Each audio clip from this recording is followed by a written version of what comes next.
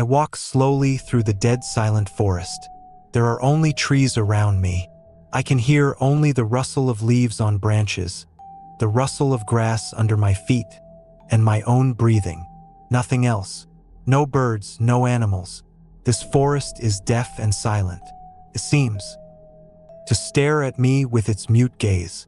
Sees a man covered head to toe in blood. Sees an invader desperately trying to make his way back to civilization.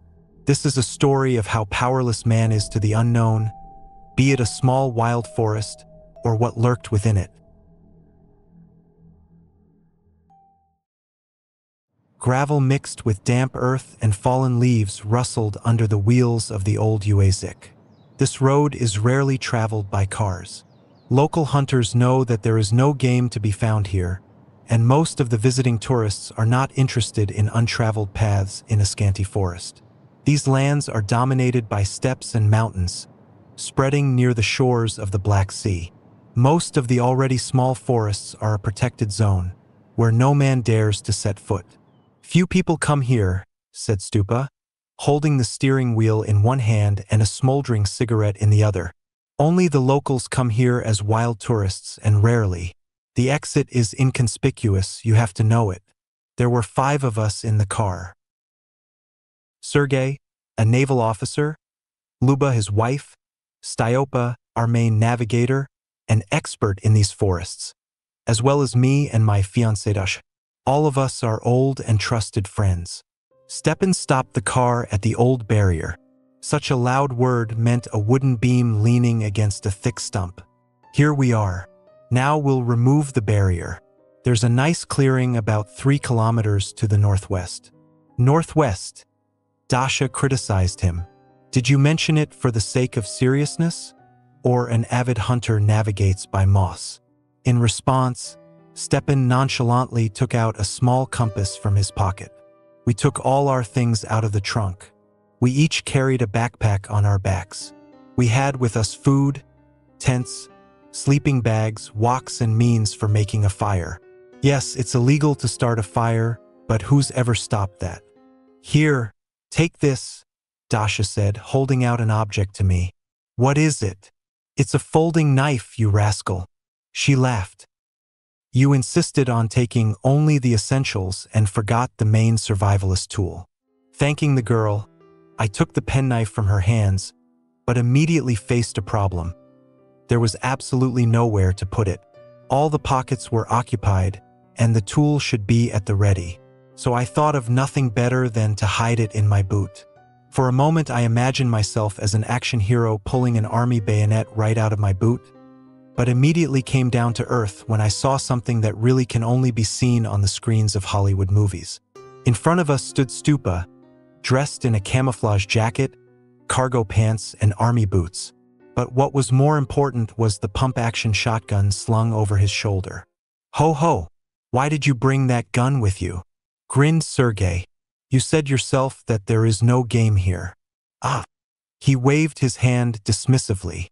If usually it is not here, it does not mean that it cannot appear.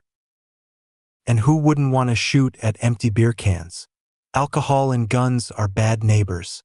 I don't know what they teach you in the army, but we submariners have a saying: don't smoke near a tank, don't jump into a shark's mouth, and don't be a nerd.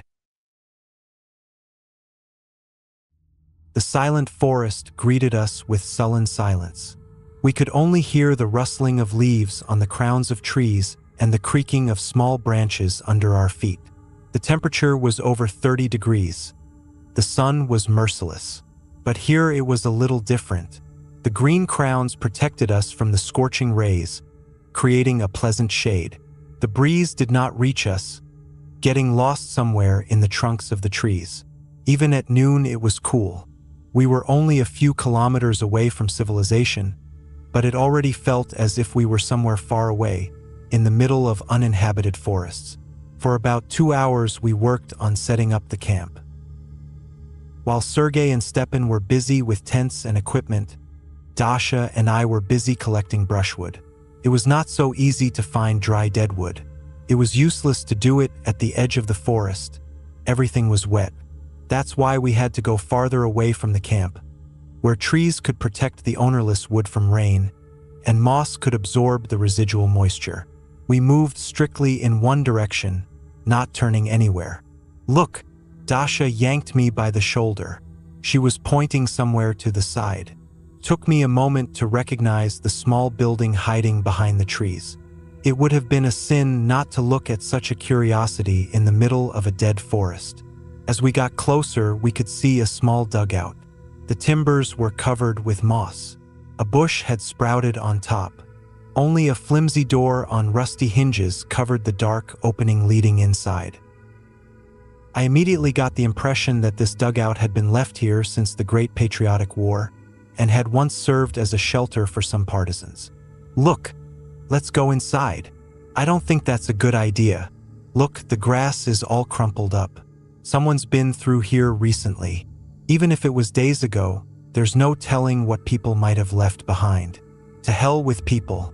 There could be snakes hiding in there." The mention of creepers made Dasha go pale. Reptiles were her kryptonite. The girl was not afraid to walk alone in dark back alleys and pet a tiger in a contact zoo. But the mere sight of a harmless sea stingray could drive her to hysterics. Deciding not to push our luck, we turned around and walked away. But as soon as we took a couple of steps away, we both woke up and stood up like stumbling blocks. A man was looking out from behind a tree. A gray-bearded old man looked at us with wide-open eyes. He looked disheveled. His untidy hair and beard had been mussed and torn away. His jacket had probably survived more than one decade, and his pants and boots were covered with a thick layer of mud. "What are you doing here?" wheezed the stranger. "You shouldn't be hanging around here. We came here to gather firewood. We have a camp nearby." "Firewood, you say? So you're making a fire?" "No." The girl realized what a mistake she had made. "Well, yes. It's just that we—" "All right, don't be afraid." The old man waved his hand. "I understand. It's all damp now. There won't be any fire. At least you don't look like irresponsible youngsters. Thank you for understanding. You're probably a forest ranger, right?" "Yes, I am. A forester." He wheezed thoughtfully, lowering his gaze to the ground. "How many of you came to the picnic?" "There are only 5 of us. All experienced hikers, we know what's what. Plus, we have a real expert on this place." Expert? Okay, go ahead. Just stay away from my dugout. I've got my weather shelter in there. Look for your firewood." The old man waved us off and went straight away. He moved quite quickly, and after a minute he disappeared from our sight behind the trees. Dasha and I breathed a sigh of relief and looked at each other.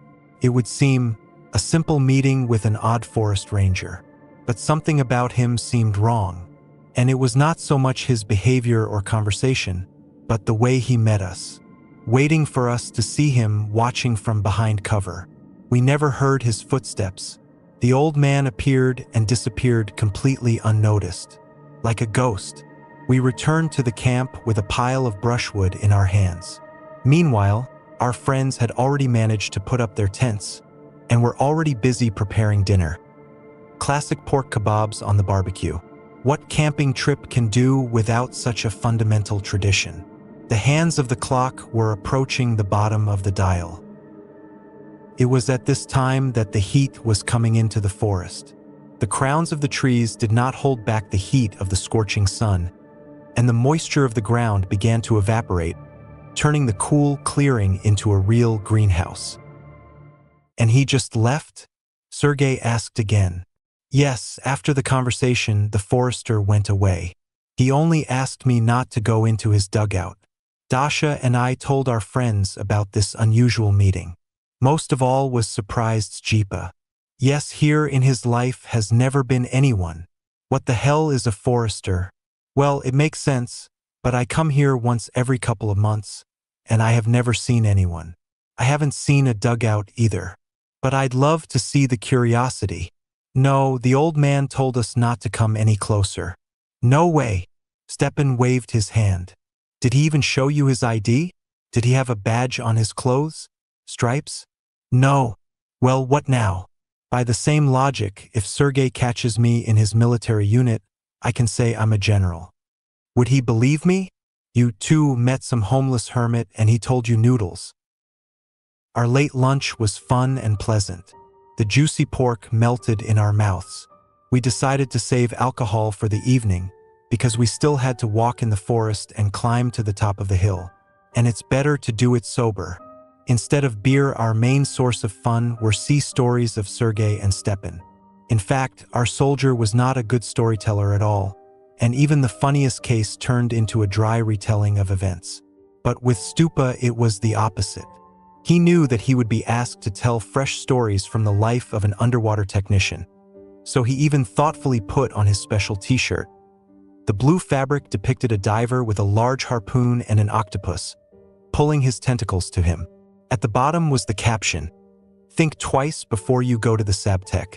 Leaving Luba on duty in the camp as the most unsportsmanlike person, we went to the top of the hill. The way was not easy. A big slope, ubiquitous roots, and mud underfoot. The squat deciduous forest was so beautiful at this time of year. Yellow color touched only the first leaves, creating small golden eyes in the green crowns. As we climbed to the top, it got cooler and cooler, the trees thinned out and the wind was much stronger.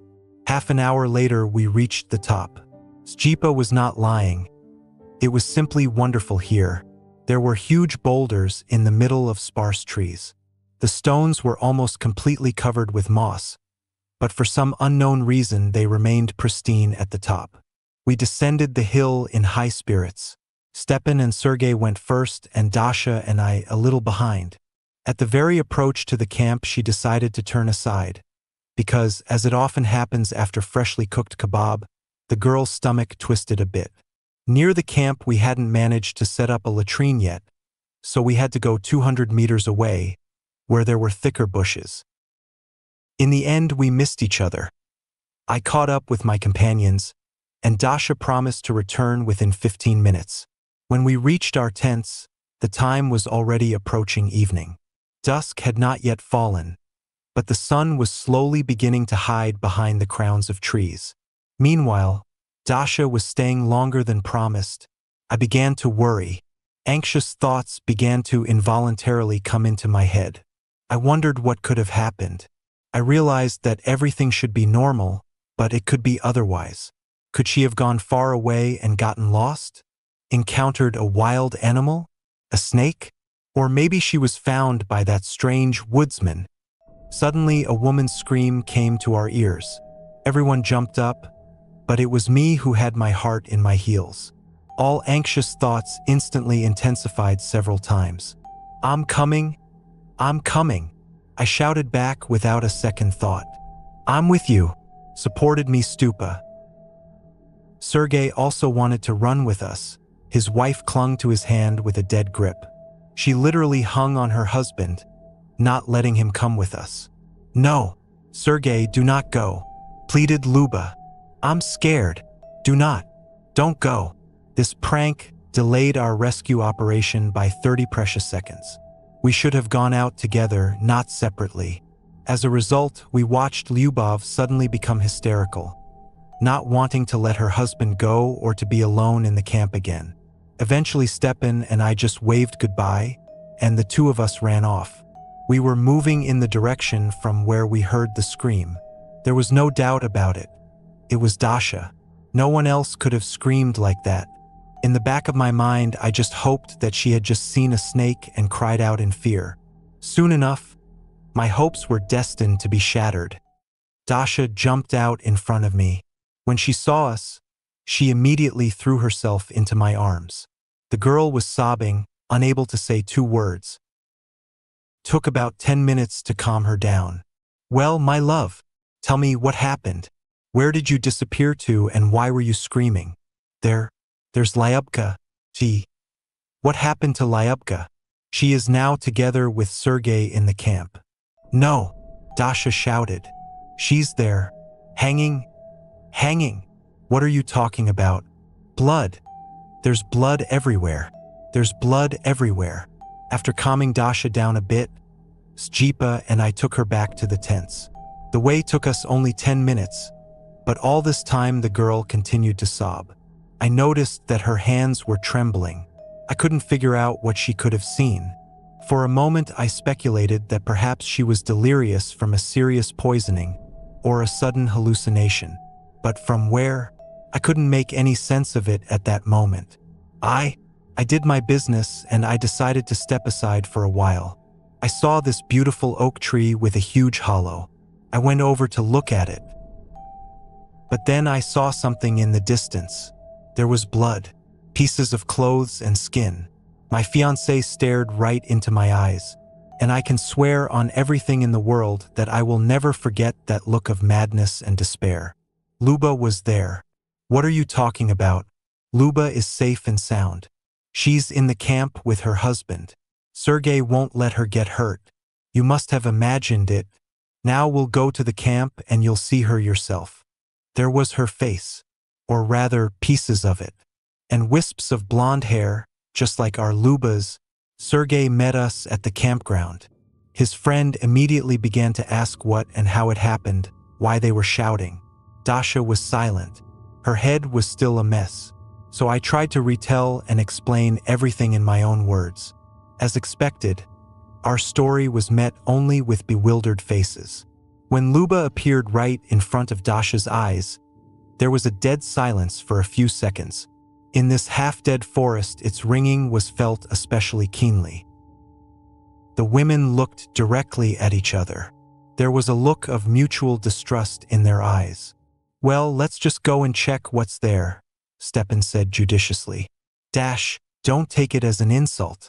But there she is, Lyubka. Perhaps you saw something terrible there, but she is clearly standing in front of you. Take us to that place, and we'll all together see what you were so scared of. Dasha nodded reluctantly. She seemed to be slowly letting go of the animal fear that had possessed her only 15 minutes ago. And yet she kept her eyes on Luba. At that moment it became obvious that the girl was completely sure of her own rightness. The friend quickly noticed it, and involuntarily shrank from such a stare. She approached her husband, put her arm around his arm. Sergei, please do not go with them. I'm scared. Let's stay here. Please. We looked at each other. Sergei shrugged his shoulders faintly, and I nodded in solidarity. Dasha led us along the trail. After about 200 meters, we turned to the foot of the hill, stopping at the tall bushes. After a little thought, she showed us the way through the bushes. After 3 minutes of walking, we stopped.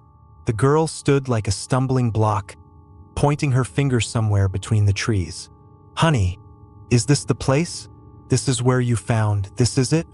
Yes, it's over there behind the trees. Dasha took my hand tightly.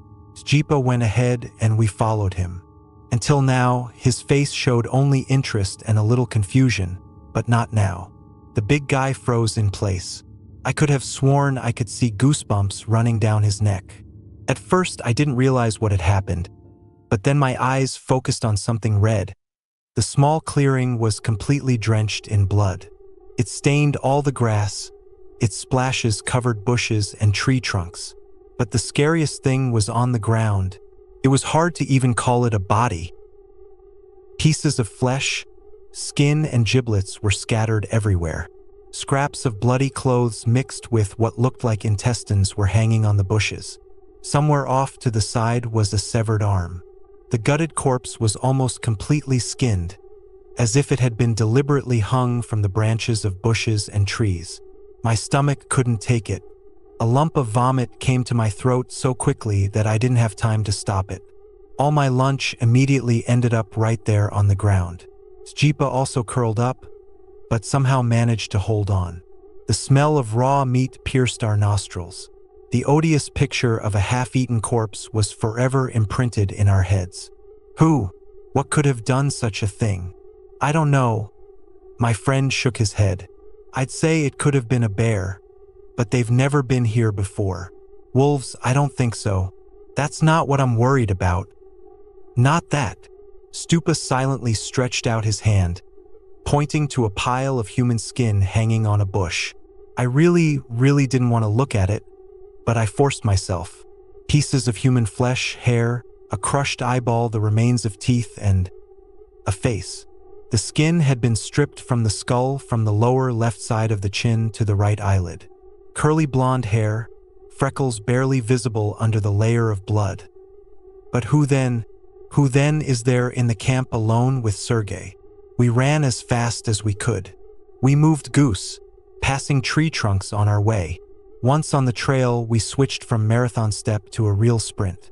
Dasha and I were the first to run, and Stupa was lagging behind. After about 5 minutes, we found ourselves in a tent city. "Sergei," I shouted at the top of my voice. "Where are you?" There was no answer, but at the same second Dasha's hand touched my shoulder. The bride pointed us to the tent that belonged to Luba and Sergei. One look was enough to realize that something terrible had happened. The tarpaulin was torn to shreds, as if it had been cut to shreds with a razor. The three of us ran to the gutted tent. There was blood all over the inside, but there was no body there. But there was a broken dark red groove stretching towards the forest. Being men of sound mind, we silently and unconditionally decided not to follow these tracks. "To hell with it. To hell," Stepan muttered almost through tears. "Let's get the hell out of here. Let's call the rescue team. And the police, the National Guard. I don't know what it is, but it ate Luba and took Sergei." Without a moment's hesitation, we jumped into the hunting UAZ. Stipa inserted the key into the ignition with trembling hands and hurriedly turned it. The car made the sound of a choking engine and immediately fell silent. Another try. Again, only the squeak of mechanisms and nothing more. The submariner cursed in every known obscenity and rushed to the hood of the car. One glance was enough for the metal lid to slam shut with a rumble a second later. Shit, shit, shit, shit. The car was finished. It was as if they had chopped everything under the hood with an axe. My friend lamented, clutching his head. We were all at a complete loss. Stupa, who probably had never panicked in his life, was now on pins and needles. He was tossing from side to side. His voice was trembling, his hands were trembling. It seemed that even at that terrible moment I was calmer than he was, even though I had never been in such an extreme situation in my life. Dasha only sobbed quietly. "Okay, let's move out. We must get out of here as soon as possible. Come on, Stipa, take your gun. We'll follow the trail, and in a couple of hours we'll be out of this damn forest." "It won't work," Stepan said quietly, covering his face with his hands. 6 kilometers of the way, it's a little more than an hour at a brisk pace. It's getting dark. Considering that we are in the forest and there is a hill to the west, in half an hour we will be in pitch darkness. But what's worse, we'll be out in the open. I don't know what kind of creature it is, but trust my hunting experience. A predator can hide anywhere, waiting for us behind any bush or tree, and a shotgun may not be the answer. Then what do you suggest? We stay here tonight, move at dawn. We stay in the car. We keep our guns ready. He won't take us by surprise. He'll be exhausted by morning, and we can get away from him in daylight. We sat in absolute silence. Only the occasional chirps of crickets came to our ears through the lowered windows. A little more often we could hear the rustling of leaves. Nothing else. No nocturnal birds or animals. In such an environment, the head starts to think with double efficiency, and memories of the past day freeze on a certain moment. It's not hard to guess what exactly I was thinking about. The girl's body torn to shreds never left my mind. Real fuel for nightmares. But my thoughts began to wander deeper and deeper. Why is this forest so quiet? Because it's dead. All the animals were just eaten. That thing ate all the animals and then it went after the humans. And who was this forest ranger? A little crazy old man? No way. I was willing to bet that my fellow forester had long ago been nothing but bones. So I told the creature hiding under his guise about our camp. And that's how my friends died. First Lyubka, then Sergei. They were slaughtered in cold blood. Their throats cut and their bellies ripped open. Guys I knew for years, who were always there for me, supported me, shared sad and happy moments. Now they are gone. The crackling of dry twigs reached our ears. All of us woke up as one and then froze. My heart began to throb in my chest. My breath caught. That thing was here, right next to us. It was wandering around outside, watching us from afar, licking its lips in anticipation. And we had no idea what it looked like. Maybe it was Luba wandering around with yellow claws. Maybe it's a bearded woodsman baring his big fangs. Or maybe it looks different, a multi-legged creature with myriads of sharp teeth sticking out of its disembodied chest. A faceless horror crawling on the ground on all fours. The mind of a frightened man drew such pictures, which you can't always see even in the most exquisite horror movies. Another crack of twigs no longer caused a shiver, but made him even more tense. This time it was louder. The unseen enemy was approaching. Within seconds we heard soft footsteps and the rustling of fallen leaves. We peered carefully into the darkness, but did not dare to turn on our flashlights. Still, it might not know where we were and give away its position a death sentence. But in the pitch darkness, it was impossible to see even the trees that were only 5 meters away from us. Even the moonlight was obscured by the leafy crowns. Suddenly, a dark silhouette flashed before my eyes. My heart sank into my heels, and I almost jumped on the spot. Dasha noticed it too, and barely audible squeaked. Luckily for us, she had time to cover her mouth with her hand and not scream. Stepan was sitting in the driver's seat, his hands firmly gripping the fore end of his shotgun. The orange light blinded me for a moment. A second later, flames illuminated our tent camp. The fire engulfed one of our tents extremely quickly. The melting tarp spewed puffs of smoke, the stench spreading instantly. After some more time, I saw another projectile fly out of the darkness, a burning stick wrapped in cloth. It landed right into the open tent where we kept our sleeping bags and plaid. The fabric burst into flames almost instantly, illuminating the surroundings with flames and spreading black smoke. But the creature didn't stop there. It began throwing burning objects all around. The figure was rushing around the camp, scattering smoldering plastic and spreading smoke all around. By the time we realized its intent, it was too late. The invisible creature first hid behind the trees and then quite suddenly appeared from the other side. A glass bottle filled with kerosene flew into our car. An accurate throw of a smoldering branch, and here already the hood was engulfed in fire. But that wasn't enough for him. The creature threw a rock at the windshield to shatter it and let the heat and smoke inside. That's what they call smoking out the enemy. In that instant, I realized clearly, whatever this thing was, it was definitely not a mad beast, but a real hunter. There was a crunch and thousands of cracks covered the glass, seriously damaging it. The monster scraped its claws and teeth across the body, trying to depressurize it as much as possible. The last straw was another rock that flew into the window of the front passenger seat. A burning torch flew into the cabin. Smoke filled the space around us. My eyes were watering, and coughing was tearing my throat and lungs. "Let's go. The gas tank may explode," wheezed Stepan, falling out of the cabin. I opened the door and tried to leave the car as quickly as possible. Dasha crawled after me. She was holding my hand, but suddenly her scream pierced the air, and her grip on me loosened. When I looked back, I saw a terrible picture. A clawed hand, clawed into her shoulder, was pulling the girl toward me. Her head and the upper part of her torso were already hidden in the empty eye socket of the broken window.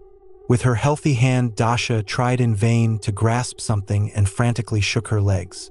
I grabbed her ankle and tried to hold her down. But my palm slipped, and the girl instinctively lashed out, even though she realized I was trying to save her. My fingers slipped, and the monster pulled Dasha out of the cabin with one tug. I fell into the back seats, and for a while, out of inertia, I was still trying to reach where my fiancée had been a second ago. Puffs of smoke hit my lungs. My head was spinning. I was coughing up a terrible cough. As I struggled out of the cabin, I fell to the ground.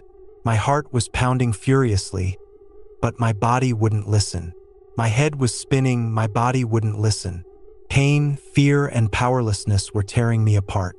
The thing was dragging my girlfriend somewhere, but I couldn't even get to my feet. The air was pierced by the rattle of a 12-gauge shotgun. In the darkness, I saw the silhouette of Stupa, who was running somewhere with a shotgun. I could only hope that I was chasing a predator. Soon I heard my friend scream, which was immediately followed by indiscriminate shooting.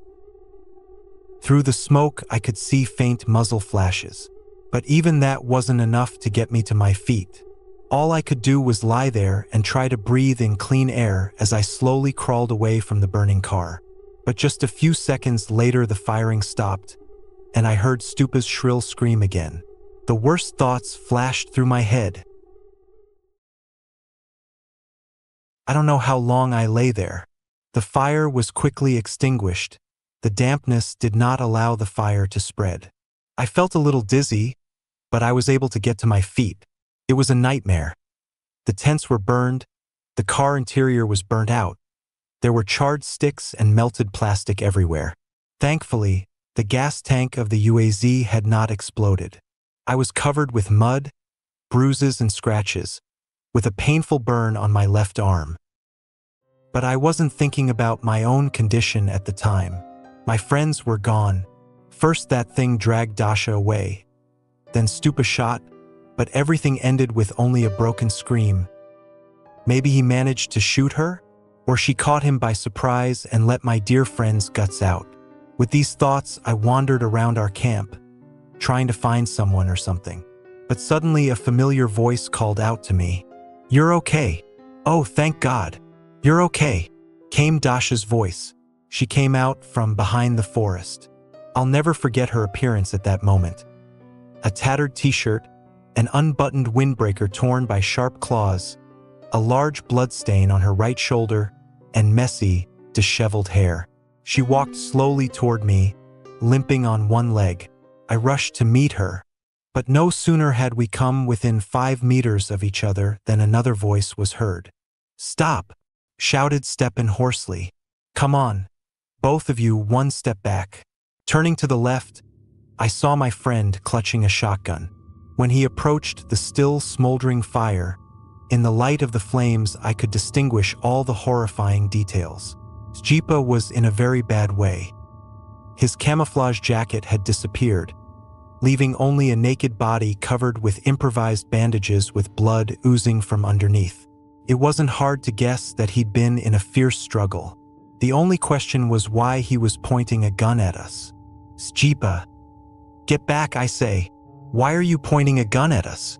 That's extremely fucking dangerous." "Yes," the submariner wheezed, spitting blood on the ground. "Where have you been all this time, huh? What are you talking about? Don't play dumb. We know that a monster can take the form of a man who's been eaten. So what were you doing while I was fighting that thing?"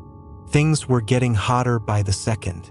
The 3 friends were now standing in one big triangle, suspecting each other that one of them was a monster under a mask of human skin. And each of us had a different truth.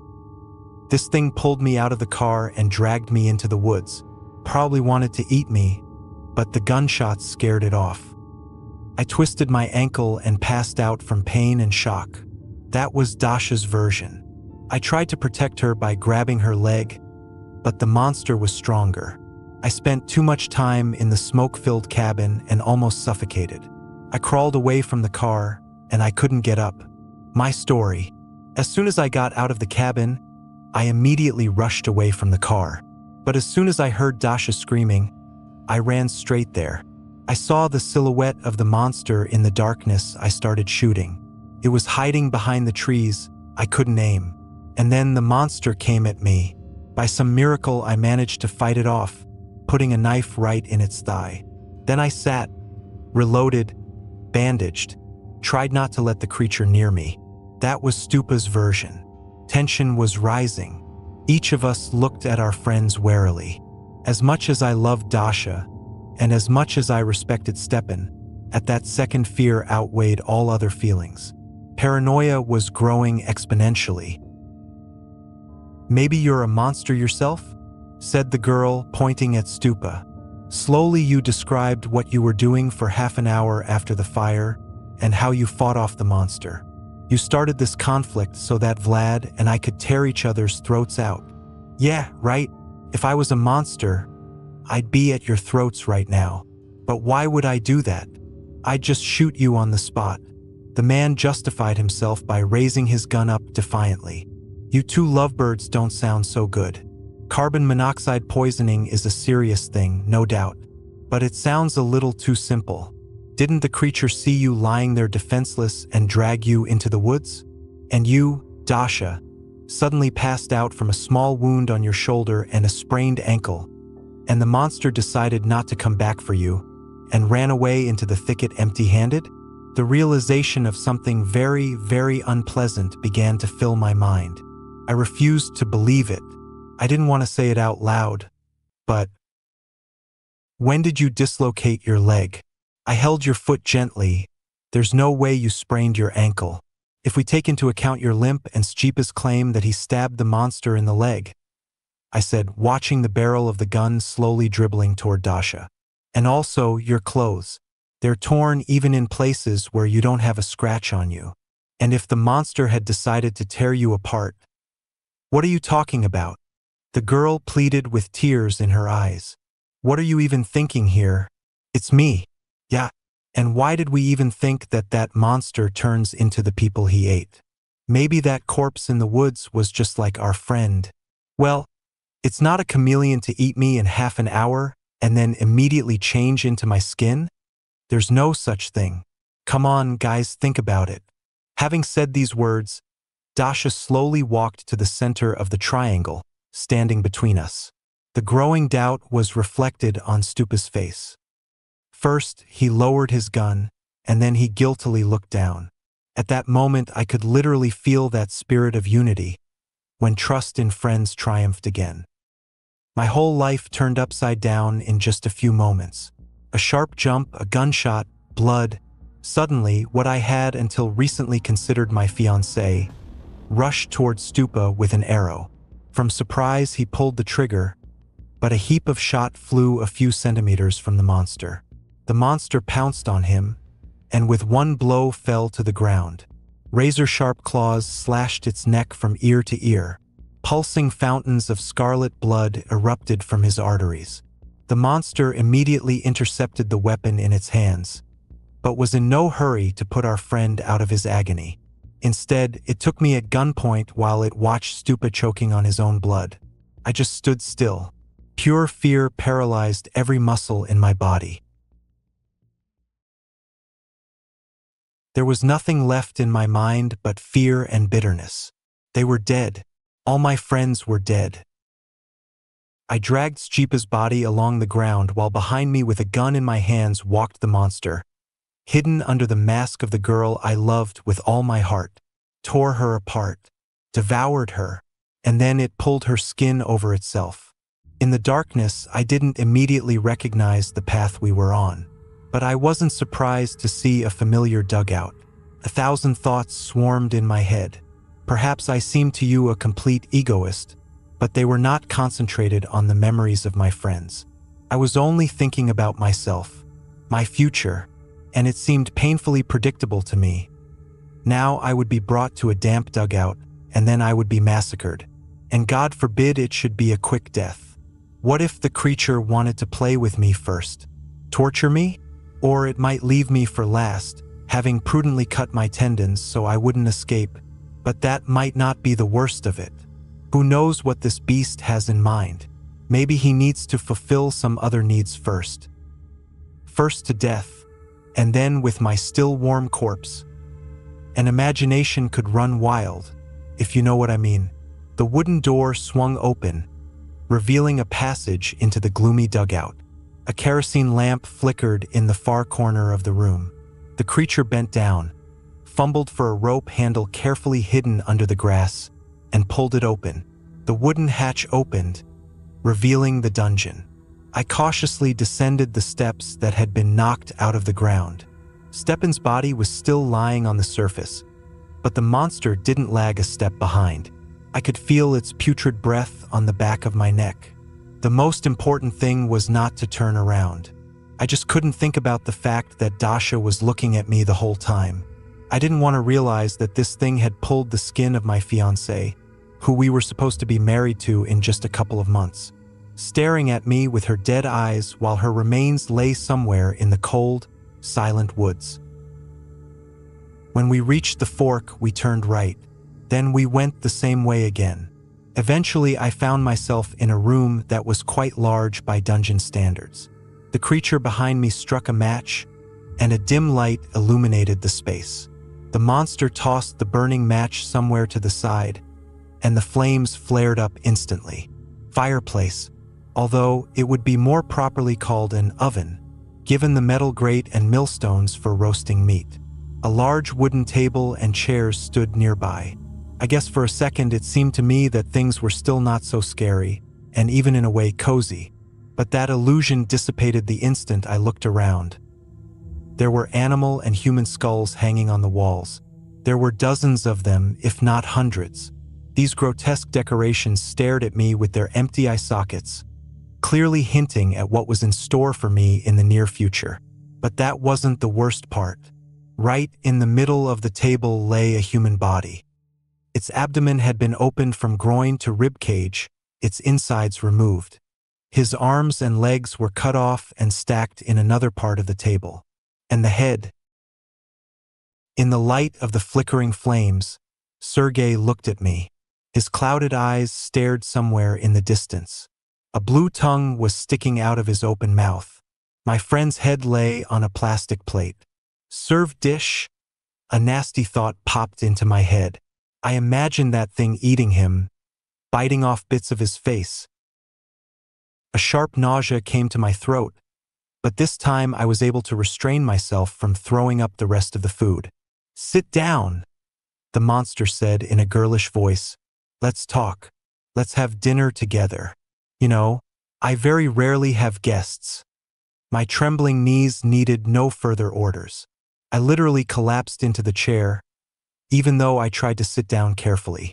My don't piss off the predator instinct was working full force, restraining my movements. My face was only about 30 centimeters away from my dead friend's face. The monster seemed to have deliberately made its empty eyes stare straight at me. The creature sat down across from me, leaving the shotgun behind its back by the fireplace. It seemed to notice at once that I was avoiding looking at its face. What's not to like about looking at your girlfriend's pretty face? I didn't know what to do.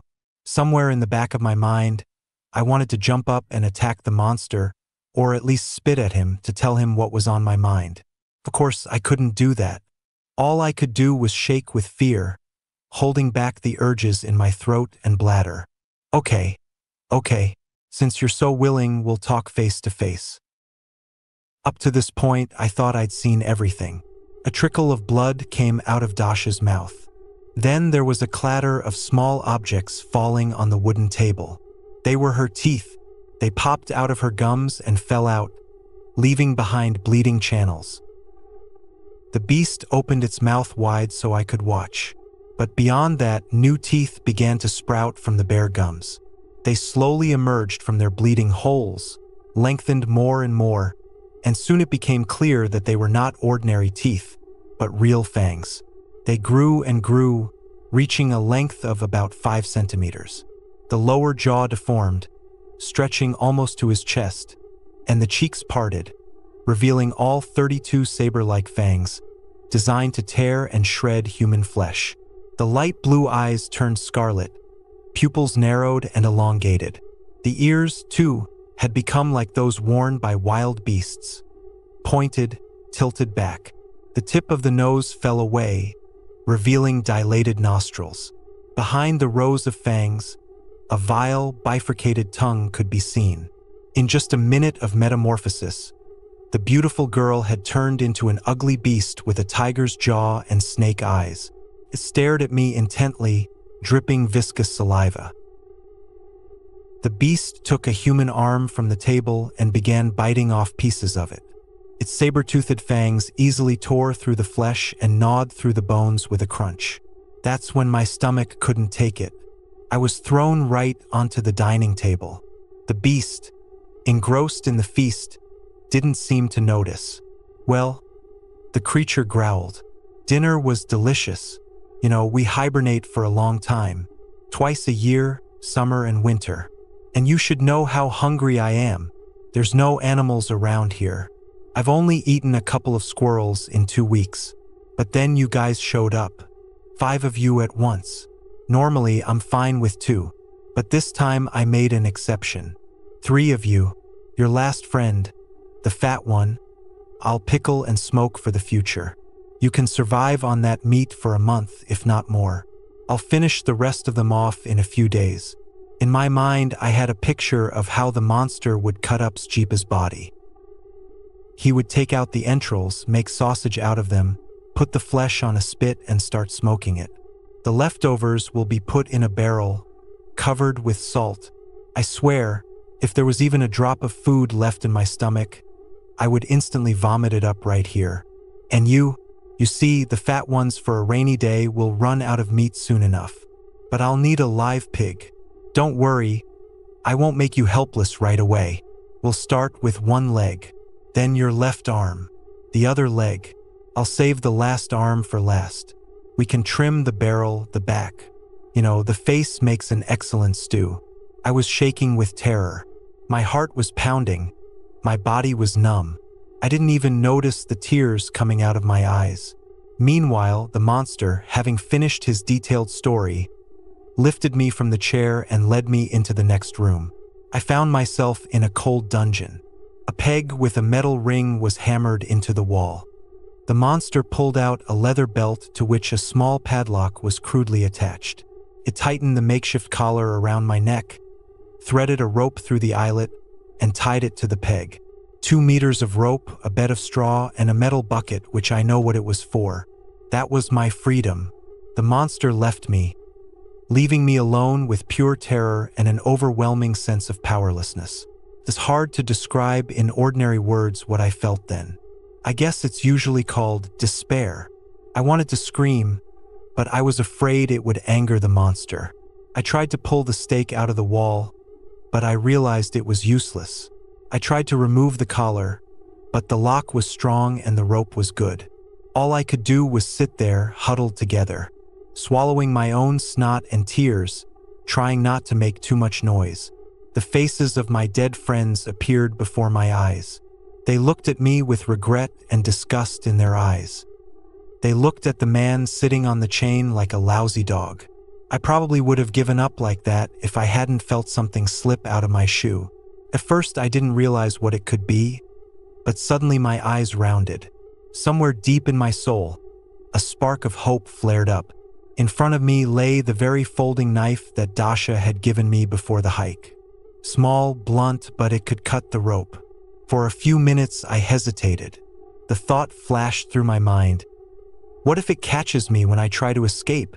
But it wasn't long before I realized that if I didn't, I would surely die.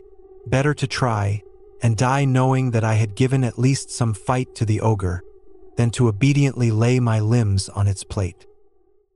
Once I was free of the restraints, I began to move gently toward my freedom. Couldn't make a sound. It was there in the next room. I could hear it working with a hacksaw, sawing Stipa's body into pieces. Apparently, it didn't want to ruin its claws and fangs when it had a tool at hand. My heart was pounding frantically. I could hear not only my own breathing, but, it seems, even the sound of my own blood circulating through the vessels. While the monster was wielding a saw in the adjacent slaughterhouse, there was still a 12-gauge shotgun in the living room. After a little thought, I decided to take possession of it first. Slowly crawling on the damp earth, I made my way carefully through the tunnel, which was illuminated by a dim light. Each step was measured, my body weight shifting from toe to heel. As I peeked around the corner, I saw the broad back of a monster engrossed in butchery. I wanted to hurry, but I knew I shouldn't. Step by step, I crossed the open doorway and finally found myself in the dining room. By the fireplace, I found the coveted shotgun waiting for me. The whistle of the hacksaw died away. I heard the clang of metal roughly thrown on the wooden tabletop. My heart nearly burst from the exertion. The footsteps echoed resoundingly through the dungeon. It's now or never. I literally dived towards the fireplace, pushing off with both feet. I don't know if it was my correct calculation or blind luck, but in half a second I had the weapon in my hands. I pointed the barrel at the doorway just as a dark silhouette appeared in it. My finger pulled the trigger on its own. A gunshot. The muzzle flash lit up the space for a moment, illuminating the monstrous fangs and blazing eyes. But the shotgun blast was faster than teeth and claws. Dozens of lead balls pierced the monster's chest, breaking bones and tearing flesh in their path. The monster fell on its back, wailing in pain. I pulled the bolt, jumped to my feet, and fired another shot. The beast's stomach opened and blood spurted from its mouth. It no longer kicked or struggled to get up, but whimpered, trying to cover its wounds with its clawed paws. Another spent shell casing flew out. This time the barrel was aimed right between my eyes. "Choke on it," I shouted, pulling the trigger.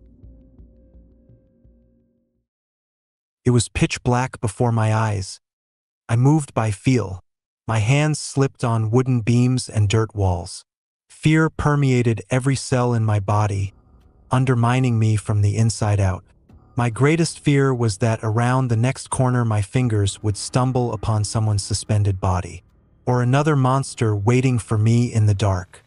If it hadn't been following me the whole time, I just wanted to believe that this monster was the only one here.